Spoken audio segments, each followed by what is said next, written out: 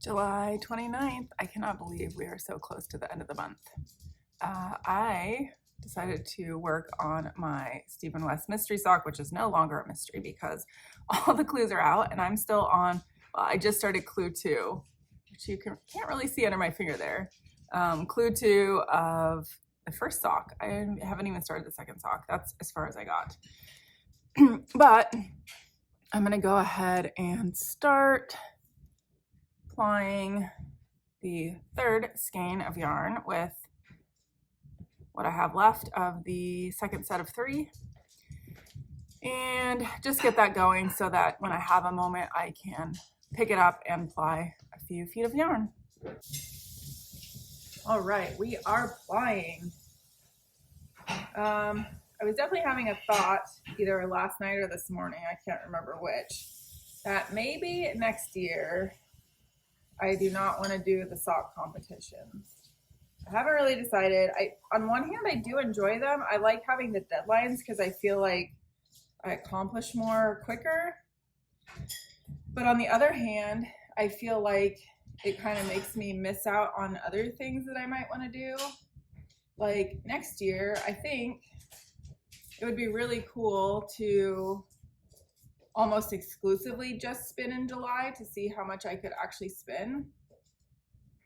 And it'd be very interesting to spin for a week on my drop spindle and then spin for a week on my wheel and actually see like which one is more productive, which I get isn't supposed to be like our main goal, but it is also nice to have outcomes in a reasonable amount of time. So I don't know. I have a lot of time to decide, and I could just do, what was the first one called?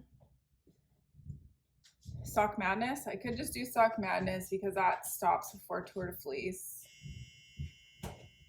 My dryer's ready, by the way. Or I could, I don't know. I just don't know. I'm definitely liking the idea of spinning for a project and then casting it on when you're done.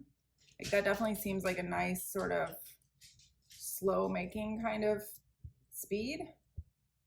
But on the other hand, I have an awful lot of yarn that I need to use up in my stash. So for sure, all of my projects could not be hand spun, and I don't honestly think I would want them to be. I don't know, just random things I'm thinking about on a Friday afternoon. That's my morning. But there it is. We have a start. I think I'm gonna go grab my laundry because that's what I have to wear to work, and maybe knit a little bit, like a row or two on my sock before I have to go to work. I made it through shift. I'm home and I have nothing profound to say. Yeah, it was an okay night. People are on my last dang nerve, but not this guy. Look at Ollie. He's so cute. I always get the best greeting when I come home. He just has to get some cuddles in. Anyway, so since this is so short, I think I will just go ahead and combine it with tomorrow's. What? What are we growling at? What are we growling at? I don't know what he's growling at. Anyway, we're just going to combine it with tomorrow's, do another 2, maybe 3, since I'm working all weekend and there's not much crafting time. I think it's squirrels. I think that's what he's growling at. All right, I will talk to you tomorrow. Bye. I decided to do a little bit of plying before I go to bed, and I finished another plying ball. So reclaim my penny, and that is plying ball number 4 that is plied up, so that means there are 6 to go, and the 2 current ones that I still have are pretty small, so I will add a 3rd one to that. Just keep going. July 30th. I really truly don't know where this month has gone. I only have one more day until I can say that I have touched my spinning, and in this case that means my spindles, for 30 days in a row. And earlier, gosh, when did I start? I think I started at the end of last year. Anyway, not too long ago, I did a 100-day spinning challenge, and for that, I spun on my wheel. And I was really hopeful that that meant that I would be drawn towards spinning more. And for whatever reason, after the 100 days, what do they say? It takes, I don't know, I can't remember what they say, 3 or 4 weeks, 21 days. I've heard that, 21 days. It takes 21 days to build a habit. And I did 100. And after I was done, I did not feel more drawn towards spinning on my wheel. And I just don't know why that is. I have a lot of beautiful fiber. Of course, there's more beautiful fiber available. I have fleeces that I could prep, which, to be honest, I don't love doing.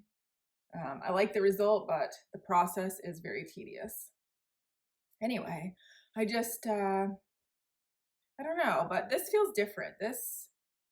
I feel like I want to spin on my spindle every day. And I'm sure, if I wasn't challenging myself and, doing Tour De Fleece or some other kind of challenge, I might take a day off, but this just feels so much easier to pick up.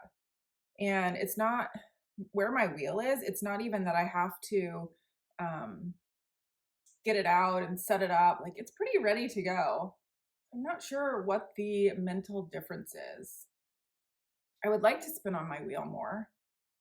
It's not a cheap investment. And I really like my wheel. I have a Lendrum, a double treadle Lendrum. It's a nice wheel. So I don't know. I'd like to work in some of that as I continue spinning, but once I'm done plying this, I'm gonna keep spinning my colorful Malabrigo Nube, whatever it is, and finish that on the spindle because I do want to stay as consistent as possible with that.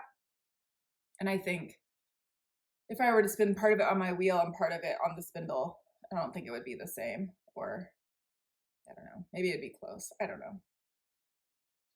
So those are my thoughts as we are heading into the second to last day of Tour De Fleece or Tour de Femme, or we're just going to call it the month of July. I think, I don't even know if the race is still going. That's how much I follow the race. But I'm just finishing out July. That's what we're doing. If you have been spinning for July, Tour De Fleece, Tour de Femme, whatever, have you calculated what your, whoops, got interrupted by my alarm going off. That's my 15-minute warning that I have to go to work. As I was saying, have you ever calculated your final yardage for that? I never seem to actually finish something. So I don't know what my final yardage is going to be. So I won't have a nice number to give at the end.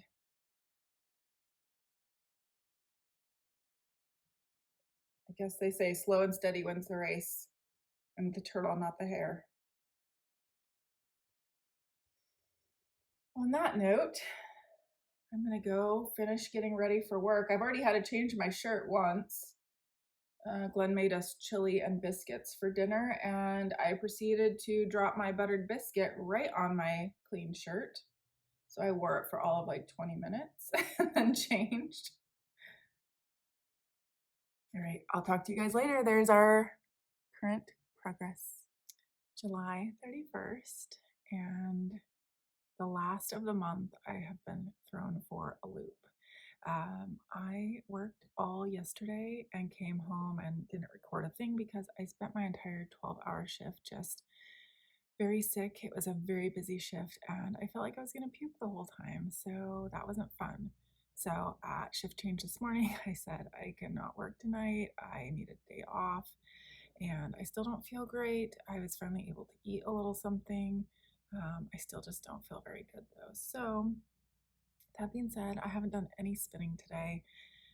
I will still touch my spindle just to get a little bit done, but I'm not really feeling like standing up and being active or doing anything. What I have been working on, spoiler alert, because I I guess it's still kind of a mystery. I'm going to show you the Stephen West mystery sock. I only have part of the right sock done, and I'm on clue 3. So if for some reason you don't want to see clue 3, you haven't seen clue 3, I'm going to show it now. There we go. So clue 1 was the cuff and these stair steps. Clue 2 was these sort of brick motif and the heel. And then I can't remember if clue 2 involved picking up the heel stitches. I don't think so. So I think this is all clue 3. And I'm not sure how much further I have to go.